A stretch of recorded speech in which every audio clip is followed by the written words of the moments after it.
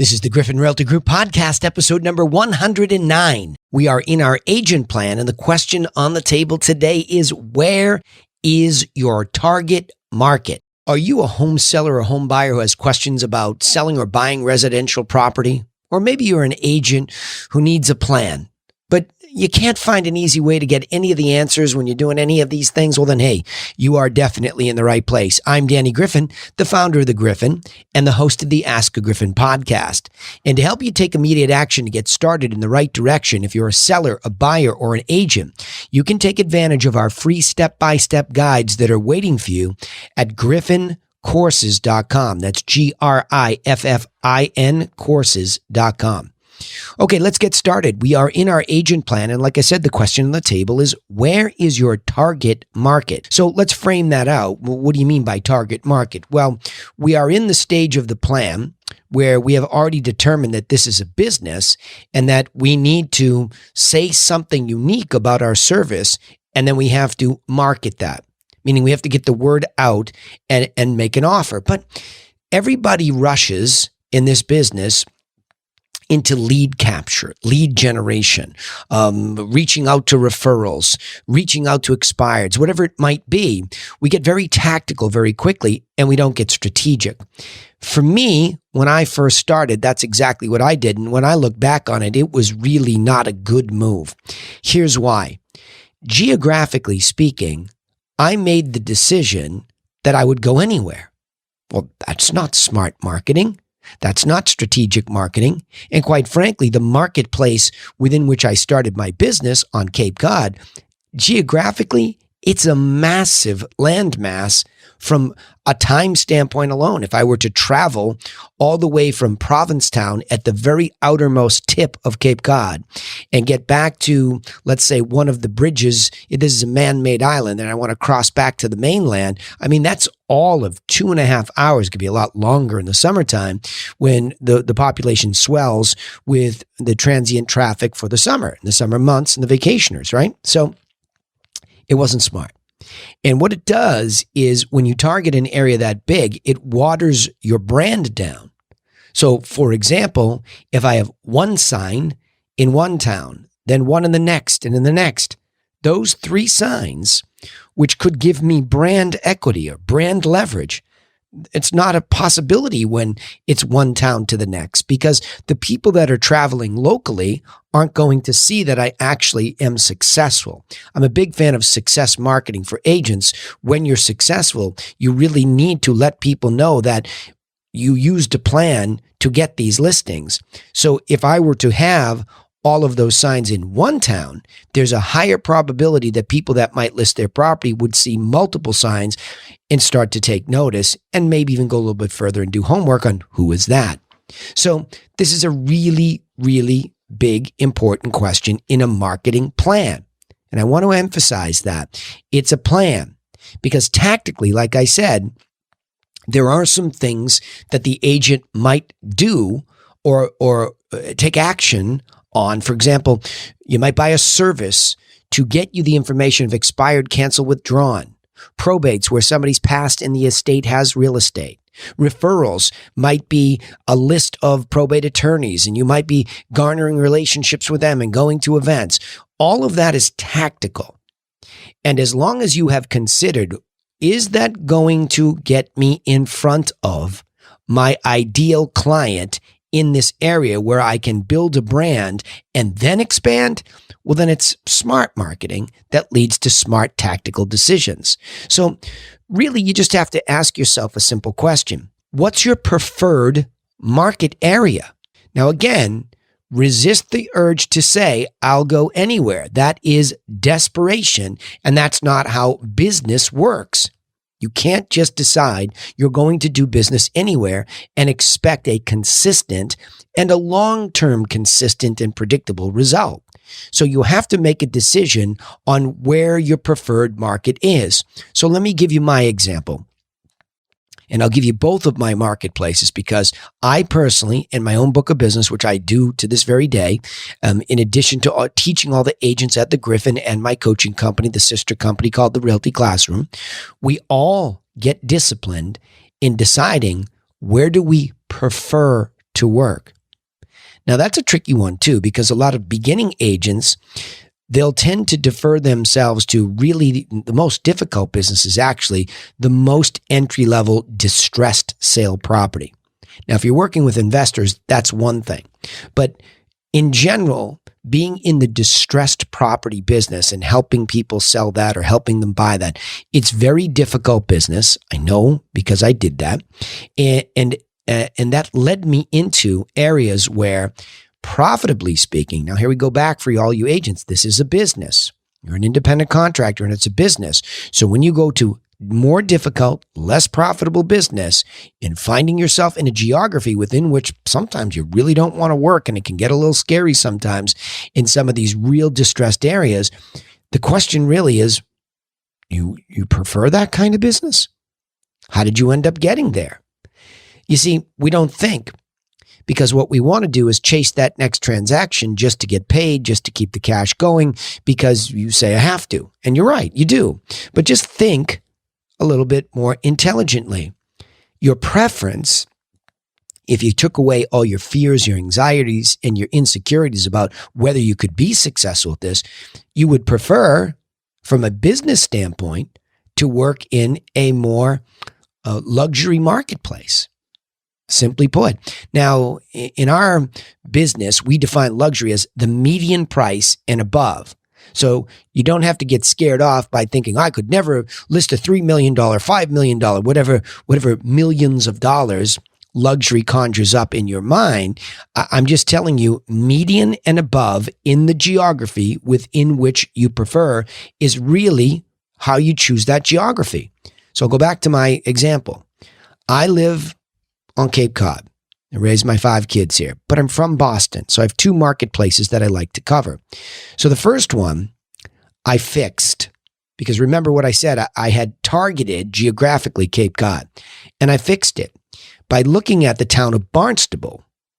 And the town of Barnstable has 7 villages, and it's 60 square miles, which is a big place. And it turns out, if you look up in Massachusetts, that's the biggest town in all of Massachusetts. So you're beginning to get an idea of how far off I was when I targeted the geography of Cape Cod, shrunk it down to still the biggest town. Now, it's a little bit more rural than it would be Boston, so a lot more.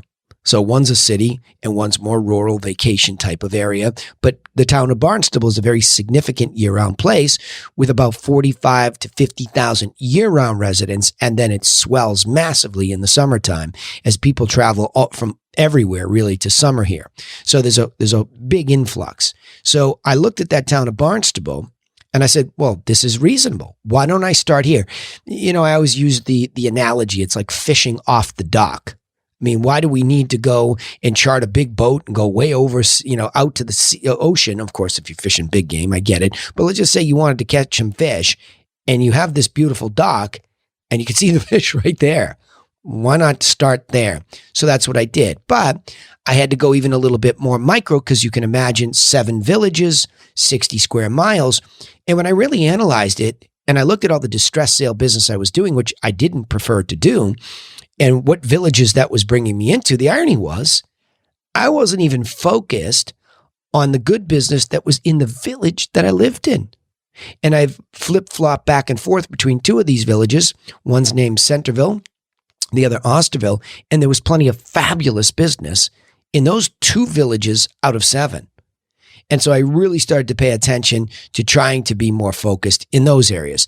Now, again, subsequently over time, as my business has definitely drifted well to the right of median, and I've become a little bit more of a luxury specialist. And again, by the way, if you're listening to this, we help people. We're just talking about business decisions here. If people come to us, we don't care what they own. We will help them. So that's just a little caveat. But when I look at what's happened, now I can expand outwards because I am looking for more waterfront property, dock property, meaning the waterfront has a dock, luxury properties in luxury neighborhoods. I really enjoy that business. And I find that the people that own those types of properties tend to understand that I have a strategic approach because a lot of them are professional by background and they have strategies in the businesses that they run. So I really have gotten much more specific about who, which I'll get into in another podcast here, but the area now expands along the water. And so I go from a village into along the water on the south shore of Cape Cod, where I pay most of my attention from a marketing standpoint. See how this works? Pretty simple. Now, the key point is to all you agents, how, right? You want to know how. How did I do this? What do you mean? Huh? Okay, so I gave you a little bit of the area and the geography, 60 square miles, but I didn't give you the math that I went looking for. You see, the key point here is that you have to use the multiple listing service to identify a reasonably sized area, as well as an area within which there are enough yearly solds. That makes sense, right? So when I did the math, I looked back and I went to the recessionary years. I had to look back a little bit when I was doing this. So I wanted to look at the slowest years. And when I looked at really when the recession happened early on, it was late 2009, 2010, it's kicking in, 2011 and 12, it's really kicked in. So you can really see the echo or the shock effect, I should say, of what happened during the recession. But there was still 800 sales in the town of Barnstable. And I think it was 2012, if I recall correctly, 800 plus or minus. I mean, plus or minus whatever the number was. And that means there was a buy side and a sell side. So there's 1,600 parties that came to an agreement. Wow. One town. Now chop that in half, middle number and above. Okay. So I'm back to 800 sides. That's still a lot. How many of those 800 sides would I have to get, median and above, to be successful? See, it all was pretty simple. And the information was right there waiting for me in the MLS.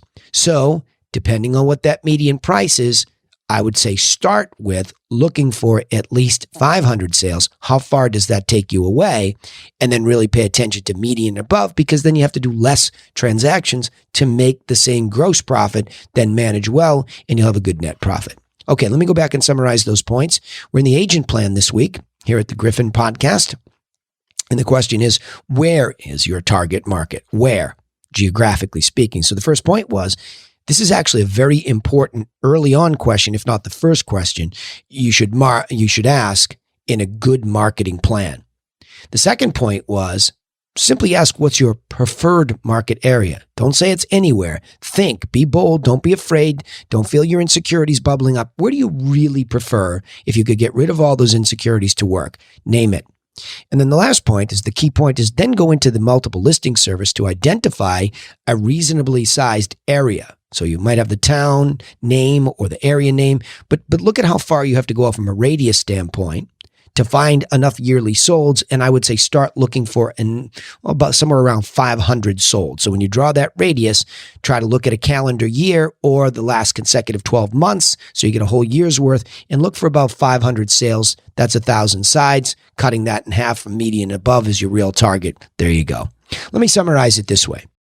Too many real estate agents think that marketing starts with internet lead generation software or advice to target a certain type of lead, when really a most important first step is to stay focused first on choosing the geographic area within which you want to do business.